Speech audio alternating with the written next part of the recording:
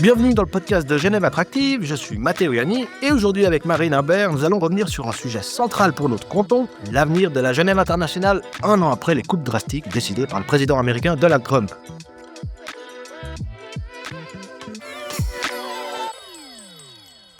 Oui, Matteo, on se rappelle tous, c'était en janvier 2025. Dès son entrée en fonction, les premiers décrets sont signés. Les États-Unis annoncent alors le retrait de plusieurs engagements internationaux. Et là, le choc, il est immédiat, il traverse tout le système multilatéral et Genève est en première ligne.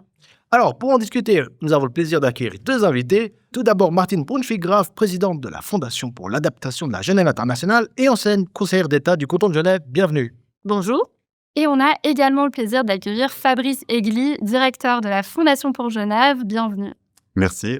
Alors, avant de commencer et de rentrer dans le vif du sujet, je voudrais vous faire réagir sur l'actualité récente. Il y a quelques semaines, le président américain Donald Trump, il a annoncé la création d'un Conseil de la paix que certains voient comme une alternative, voire un concurrent à l'ONU.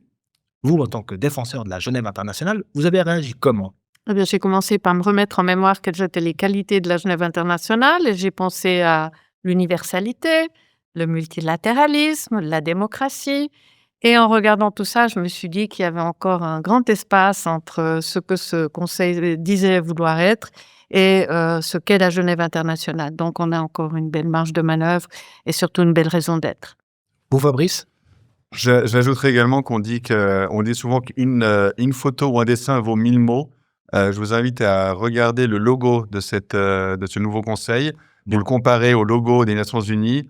Vous avez d'un côté le logo des Nations Unies qui représente tous les États du monde, le globe, les plus de 190 États qui représentent ce multilatéralisme. Et de l'autre côté, vous avez ce logo de ce conseil Bien doré. bien doré. Mais au-delà de ça, c'est surtout, si vous regardez, Vue des sur le logo, États-Unis. vue des États-Unis, c'est les États-Unis, une partie de l'Amérique latine.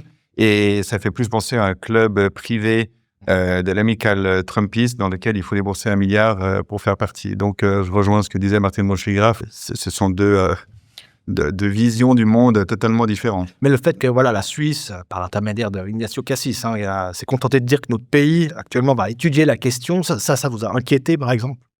Moi, je dirais que ça s'appelle de la diplomatie. Je pense que, comme le disait Martine Brunschwig-Graf, que Genève a énormément d'atouts. Nous sommes ici le siège de l'ONU. La Suisse est dépositaire des conventions de Genève. Nous soutenons le droit international. Donc, je pense que on peut pas, bien sûr que dans la tête des personnes, on a l'impression que c'est un nouvel ONU créé en 3 semaines. Mais je pense qu'on en est loin et j'espère que la Suisse et d'autres pays ne vont pas se presser au portillon, ce qui semble d'ailleurs être le cas quand vous regardez les décisions du Canada et de la France notamment. Peut-être juste encore une remarque. Le droit international est un élément fondamental. Et confronté à ça, la Suisse n'adhère pas à n'importe quelle Organisation, ouais. si on peut dire. D'autre part, je pense vraiment que c'est une question de temps jusqu'à ce que le Conseil fédéral ou le DFAE prenne position. Donc, ça ne nous alerte pas particulièrement. Mais je pense que c'est une très bonne occasion de se souvenir des valeurs qu'on défend. La crise que la Genève internationale traverse actuellement depuis 2025, on peut parler de la crise la plus importante. Moi, je dirais non, malgré le fait qu'on s'en souvienne que très peu.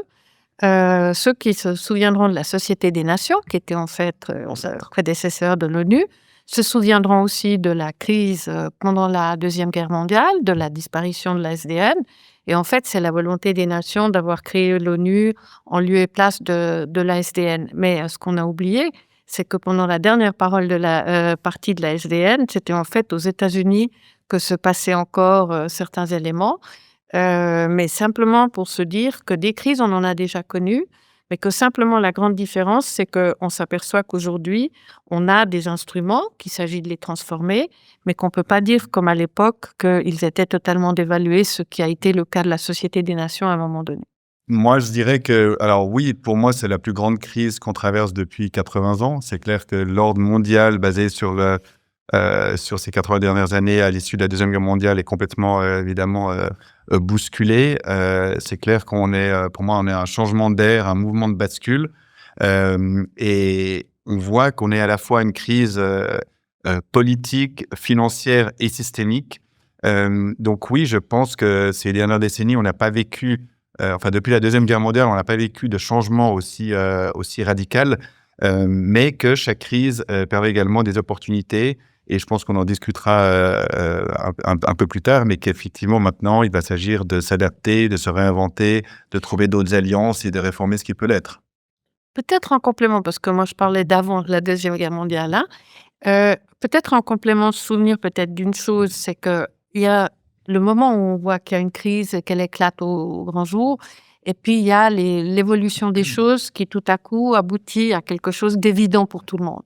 Et je dirais que là, on est tout autant dans l'évolution des choses, parce que si on se souvient, les premiers signaux de retrait des États-Unis ont touché l'UNESCO à l'époque, et à 2 reprises en réalité, et donc et d'autres critiques aussi. Donc je dirais d'une façon générale, il y a toujours des stigmates avant la crise, et la crise, quand elle éclate sur la table, c'est le moment de se dire: «Bon, on doit changer», mais en fait, il y a quand même des transformations qui se produisent dans l'intervalle. Donc moi, je la vois de façon peut-être plus sereine qu'un grand boom, mais le grand boom, comme le dit très bien Fabrice, c'est le moment de se dire: «Bah, Faut agir. changeons». Mais je me permets juste de rebondir. Effectivement, je pense qu'il est facile aujourd'hui de mettre tout sur le dos du locataire de la Maison Blanche, mais c'est bien plus ancien.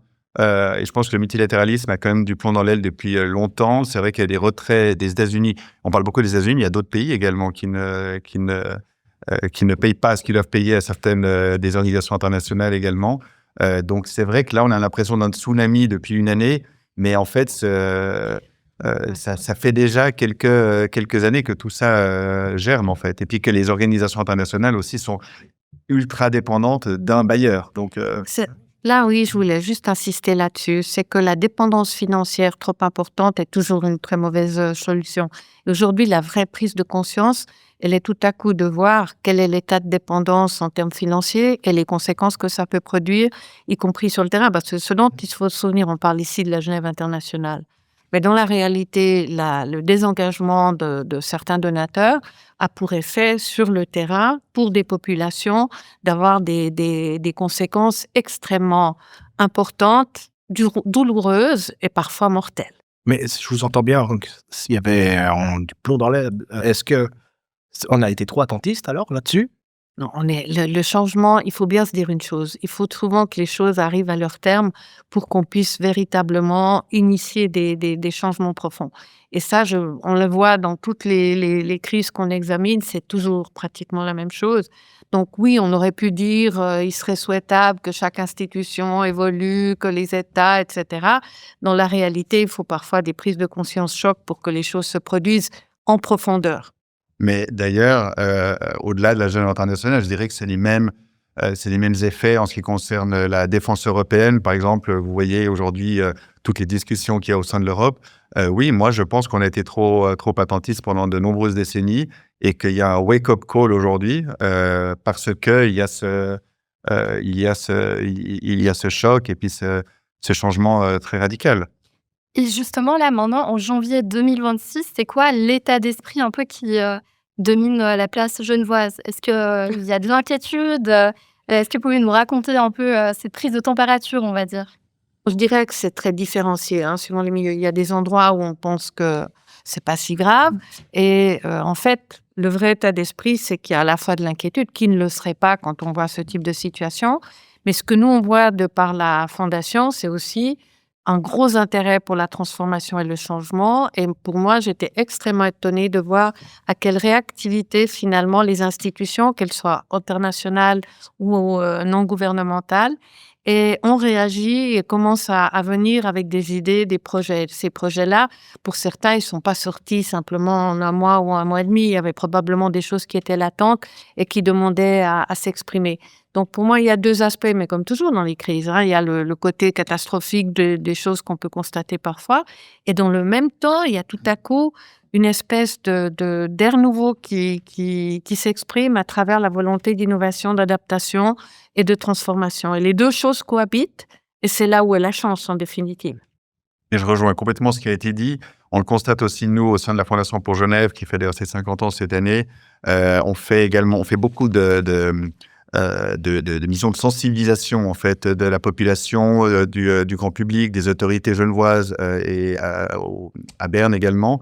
Et on sent qu'il y a un véritable intérêt et qu'il y a, alors je ne veux pas parler de wake-up call, mais qu'il y a vraiment un intérêt et au niveau des autorités cantonales, au niveau des autorités bernoises qui se rendent compte, et on essaye avec tous les acteurs qui défendent la Genève internationale de montrer, de valoriser ces pôles d'excellence, de valoriser ce qui fait cette Genève internationale. Et ça, c'est le côté, j'ai envie de dire, positif au niveau de la population. Et j'aimerais insister sur un point qui vous intéresse particulièrement, c'est qu'il y a un lien organique entre la Genève internationale et la Genève locale, et notamment la Genève économique locale. Et que cette compréhension, tout à coup, que les choses sont totalement interactives et que la bonne santé des uns assure la bonne santé des autres, ça, c'est quelque chose qui est aussi une prise de conscience qui est relativement plus forte aujourd'hui qu'elle l'a été précédemment. Et justement, si on peut revenir peut-être sur, vous parliez de changements qui ont été peut-être amorcés dans ces organisations. Concrètement, il y a déjà des choses qui sont mises en place? On a des exemples? Alors, on a un certain nombre d'exemples qui se focalisent sur plusieurs éléments. Il y a un gros mouvement qui se fait au niveau de l'intelligence artificielle, non pas pour supprimer des emplois, mais pour produire des outils rationnels. Ça peut être dans le domaine juridique, ça peut être dans le domaine de la santé, ça peut être dans d'autres domaines encore, et surtout des domaines partagés. Parce que pour la fondation que je préside, l'important, c'est d'avoir une coopération entre plusieurs institutions.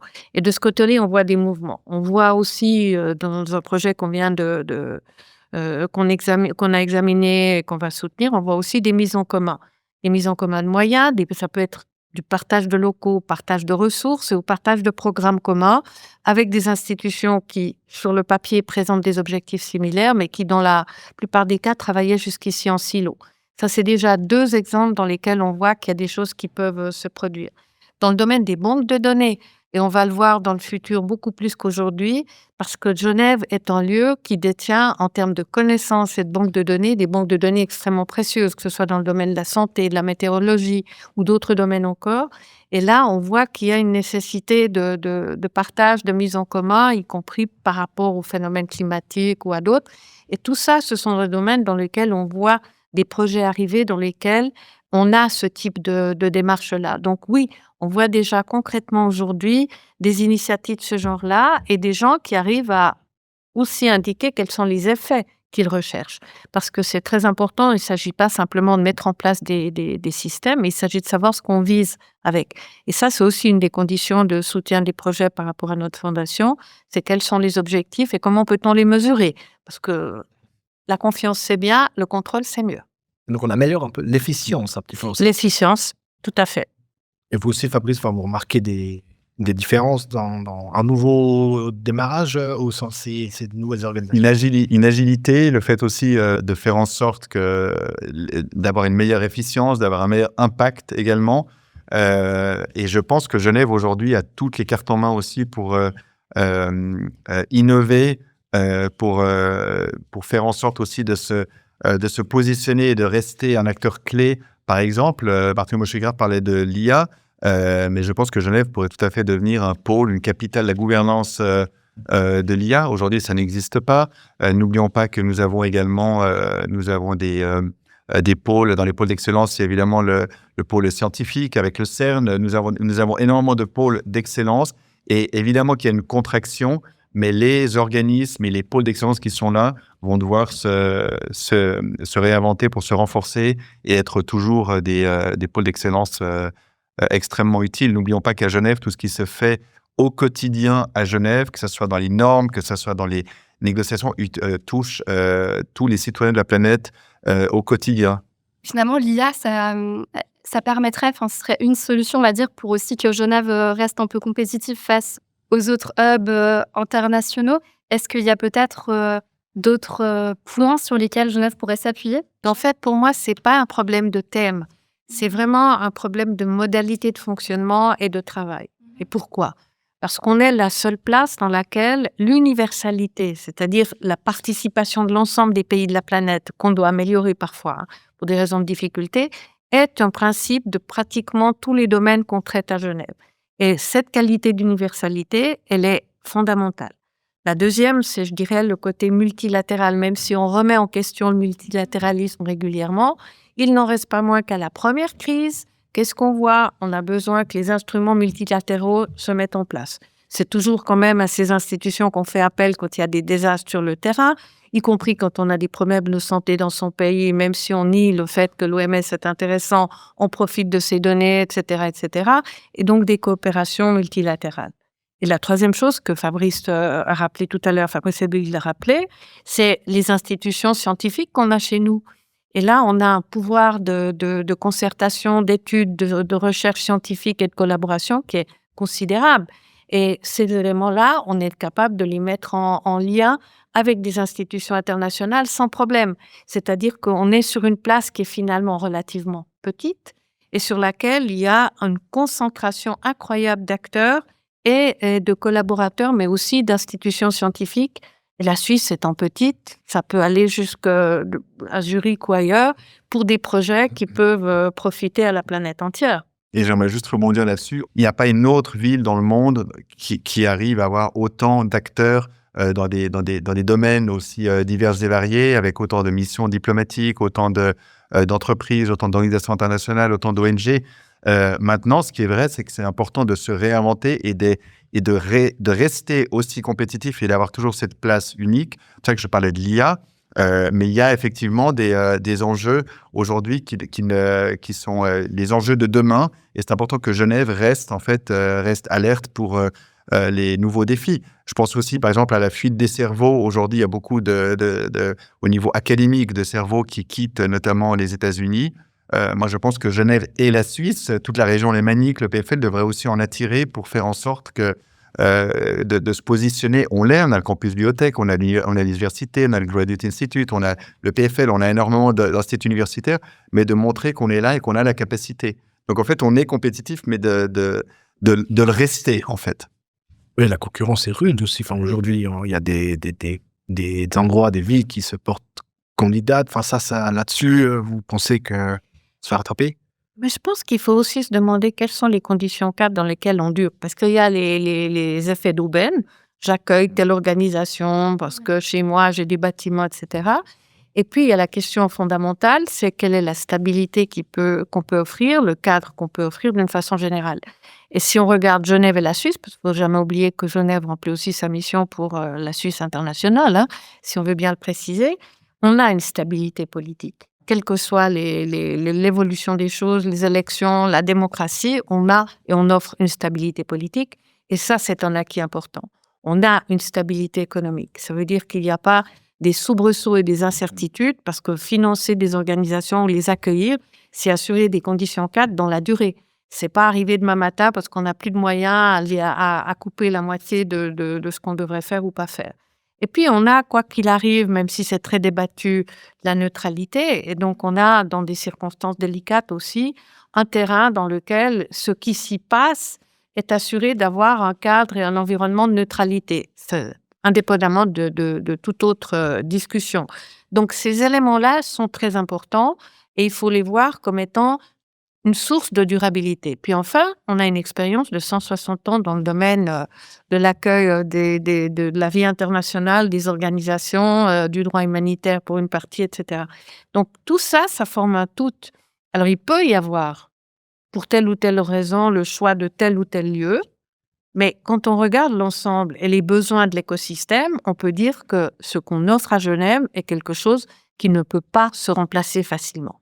Et certains mettent en avant, ils sont un peu inquiets par le coût de la vie, peut-être qui est plus élevé à Genève, la cherté du franc, etc. Vous pensez que ça, c'est vraiment des freins Ça a toujours existé. Si vous allez, moi j'ai vu l'exposé de la création de la Société des Nations et de l'analyse qui avait été faite du coût de la vie. Et le principal obstacle à l'époque, c'était le coût de la vie. Il l'a toujours été à Genève et on le sait. Et donc, on sait aussi que les autorités, qu'elles soient fédérales, cantonales et municipales, prennent parfois des dispositions pour faciliter notamment le séjour des missions qui ont moins de revenus. C'est une réalité avec laquelle on vit aujourd'hui. Et il y a déjà aujourd'hui des mesures durables qui sont prises en termes immobiliers ou autres, ou des décisions qu'on peut prendre pour pouvoir faciliter certains éléments. Mais le coût de la vie en Suisse est le coût de la vie en Suisse, pour tous ses citoyens d'ailleurs. Et j'ajouterais aussi dans les facteurs d'attractivité de Genève et de sa région, je trouvais intéressant, j'avais imprimé juste un chart qu'on avait publié dans notre étude l'année dernière sur les facteurs les plus importants. C'est la politique d'accueil de la Suisse comme État hôte, ce que disait Martin von Schwiegraff, on a quand même 160 ans d'expérience, les infrastructures, la présence d'organisations ou de sociétés importantes pour ses propres activités. Ça, c'est essentiel. On parle de clusters et d'écosystèmes. Ça, vous ne le trouvez pas dans d'autres villes. Donc, au cas par cas, il peut y avoir des sommets dans les Émirats, dans d'autres pays. Il peut y avoir certaines délocalisations d'ONG ou d'organisations internationales dans certaines autres villes européennes ou autres. Mais vous n'aurez jamais cette concentration d'acteurs. Et on l'a répété, mais je pense que c'est important, stabilité politique, réputation de la Suisse, réputation de Genève. Genève est un outil de politique extérieure de la Suisse. Donc, ce qui se fait à Genève dépasse évidemment largement les frontières cantonales. Mais tout ça fait que nous restons extrêmement compétitifs. Bien sûr qu'il faut se réinventer, mais on reste extrêmement compétitifs pour l'accueil de ces organisations et de ce multilatéralisme. Est-ce qu'il y a quelque chose de numéro 1 qu'on peut citer, que Genève doit absolument conserver pour maintenir la Genève internationale? Il y a une chose qui est toujours un défi permanent. Et ça, on doit s'en préoccuper les uns et les autres. C'est la stabilité politique et l'acceptabilité politique. Parce que ce qu'on oublie toujours, c'est que derrière tout ça, il y a des parlements, il y a des populations et qu'il y a aussi une grande importance à faire en sorte que tout ça soit compris et accepté par les populations qui vivent ici, parce que finalement, c'est aussi à travers elles qu'on finance les conditions dans lesquelles ceci peut se passer. Et cette interaction est très importante, et donc il y a encore un devoir particulier qui est de faire comprendre politiquement à l'ensemble des acteurs, et c'est valable pour le Parlement suisse, comme pour le Parlement cantonal, comme pour les communes genevoises, pour ne prendre que cet exemple-là, combien il est important d'avoir cette adhésion et une très large adhésion. Et ça, c'est justement un des rôles que la Fondation pour Genève a essayé d'avoir, justement, c'est de faire en sorte de mettre en avant, de valoriser tous les pôles d'excellence qui sont représentés ici à Genève. C'est de montrer également des écosystèmes qui bénéficient et qui participent à toute la prospérité de la région. Ça, c'est important parce qu'il ne faut pas se voiler la face. Une partie de la population, à la fin du mois, c'est son porte-monnaie, c'est il faut qu'ils se rendent compte que cette Genève internationale, cette Suisse internationale, les fait vivre aussi au quotidien. On le voit, moi j'ai beaucoup de discussions avec le CAGI, Genève Tourisme, sur les nuitées, sur les restaurants. On voit qu'évidemment, dès qu'il y a des effets et des départs, ça impacte directement une partie du secteur local. Et puis j'ajouterais encore c'est très important d'avoir une volonté politique. On entendait des bruits que potentiellement Davos pourrait être délocalisé. Moi je pense que c'est très important que la Suisse et que Genève notamment se positionnent pour surtout ne pas faire en sorte que Davos se délocalise, en tout cas hors de Suisse. C'est intéressant ce que tu dis dans ce jeu de promotion de la Genève internationale. Avant, on ne le faisait pas assez. On l'a toujours fait, mais c'est vrai que Genève est... Moi, j'aime bien dire que Genève, c'est un Davos tous les jours, c'est un Wave tous les jours. Il y a tous les jours des sommets, tous les jours de négociations, tous les jours... Mais vous ne le voyez pas, ce n'est pas la même vitrine, parce qu'en fait, Genève travaille au quotidien. Mais ça a toujours été fait. Après, c'est clair que c'est du travail aussi de longue haleine, parce qu'il y a une partie de la population qui, soit par peut-être manque d'intérêt ou manque de compréhension aussi des enjeux, ne comprend pas forcément exactement ce que c'est que cette Genève internationale et ce qui se passe sur la rive droite. Hein.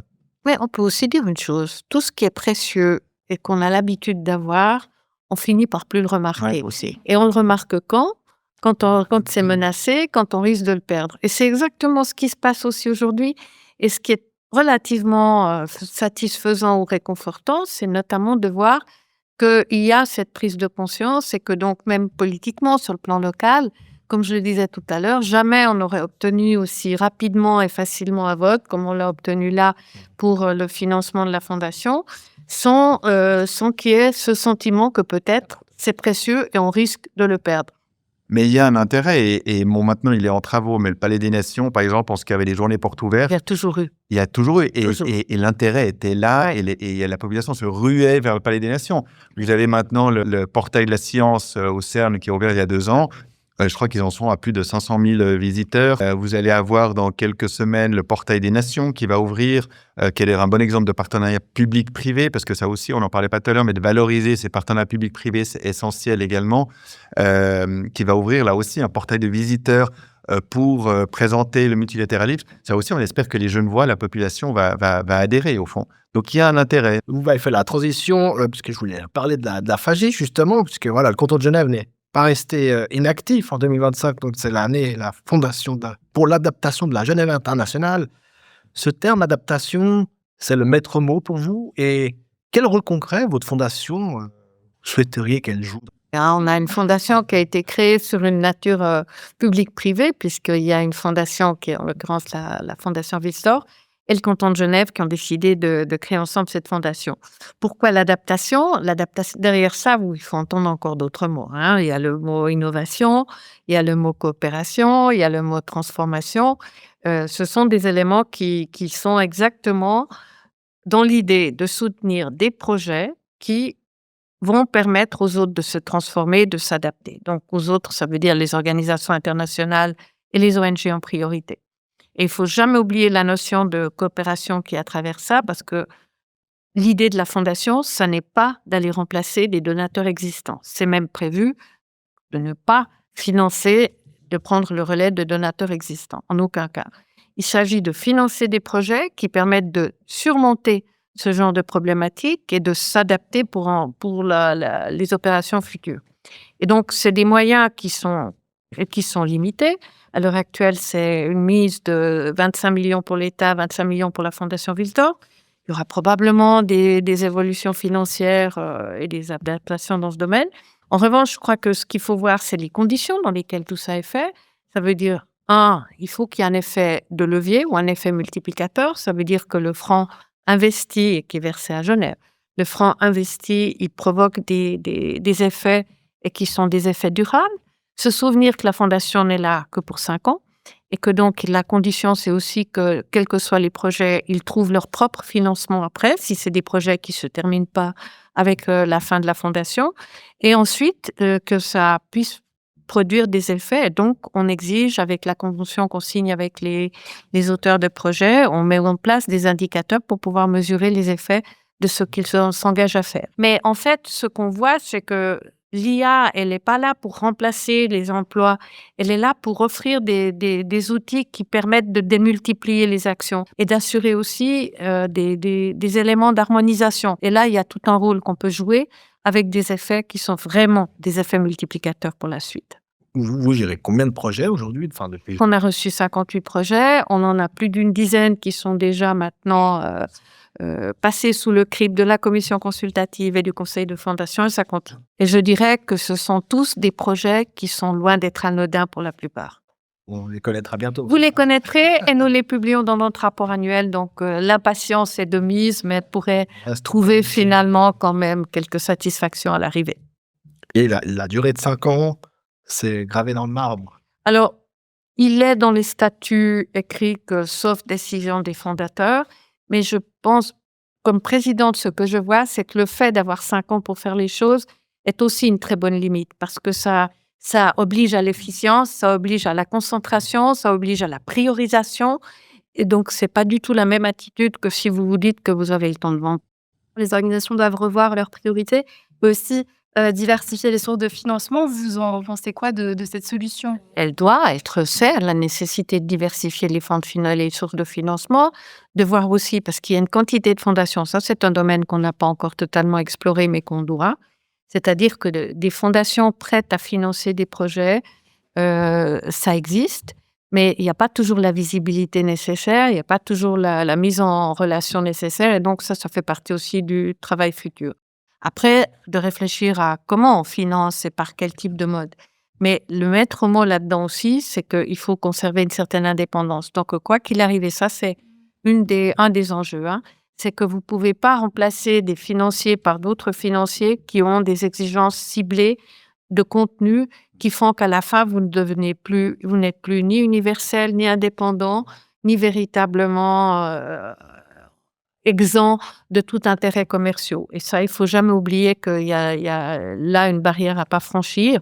Et est-ce que le maître mot, finalement, dans cette quête de financement, c'est ce public-privé, de renforcer ce lien-là? Moi, j'y crois beaucoup. Je crois beaucoup au public-privé. Je pense que le privé, aujourd'hui, a énormément de d'avenir justement dans le soutien de causes spécifiques, d'organisations également. Et je pense aussi, on n'a pas tellement parlé des nouvelles alliances aussi qui devraient être mises en place aussi aujourd'hui avec ce multilatéralisme qui a du plomb dans l'aile.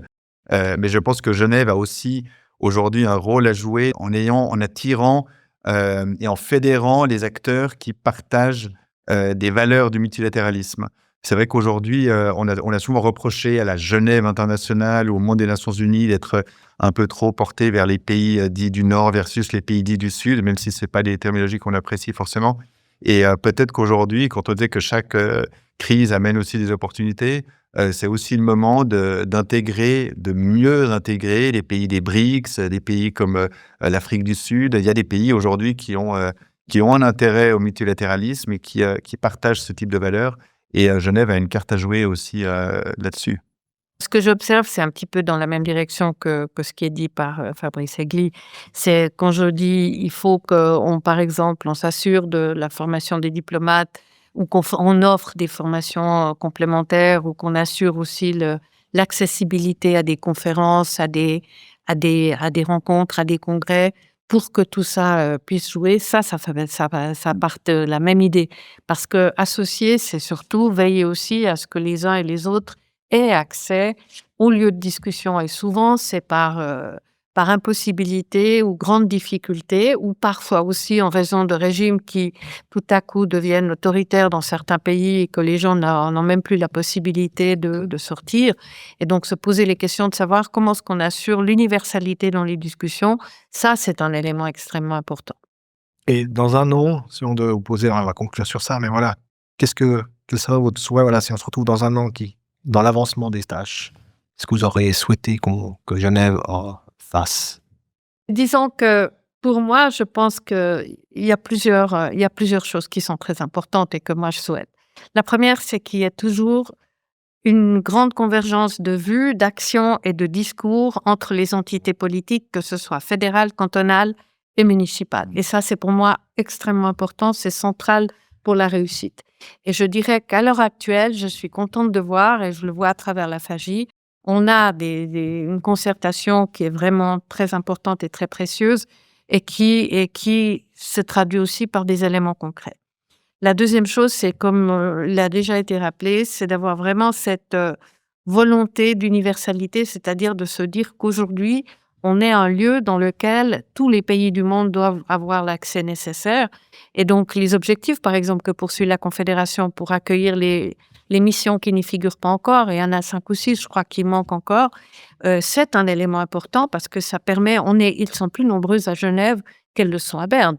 Donc, il faut se souvenir aussi de ça, hein, et probablement que dans n'importe quel autre pays du monde, on a vraiment cette représentation totale. Et puis, la troisième chose, c'est la coopération. Pour moi, il faut quitter définitivement le travail en silo, qui est un travers que toutes les institutions peuvent avoir. Et puis la quatrième chose, je dirais, c'est tirer parti de toutes les ressources et de toutes les compétences qui sont ici à Genève. Pour moi, la convergence de vues est indispensable. Ville, canton, confédération. Mon souhait serait aussi que l'année prochaine, ce qui commence et ce qui est le cas, mais que véritablement la Confédération et Berne réalisent que Genève, c'est la Suisse internationale, qu'on tire tous à la même corde et qu'il s'agit d'enjeux planétaires, et que Genève soit toujours ce lieu. Le monde aura plus que jamais besoin d'un lieu, on parlait de neutralité, un lieu neutre, un lieu stable, un lieu où il y a cette coopération, un lieu de dialogue, un lieu de négociation, et ce lieu d'universalité que représente Genève. Donc, je pense que Genève, si on refait un podcast l'année prochaine, sera toujours bien là, bien présente, et même avec potentiellement plus de force et plus de visibilité. Et plus d'innovation. Plus d'innovation. Martine Brunschwig-Graf, merci beaucoup Fabrice Egli, merci beaucoup pour vos explications. Avec Marina Baer, on vous retrouve pour un prochain podcast. D'ici là, prenez soin de vous.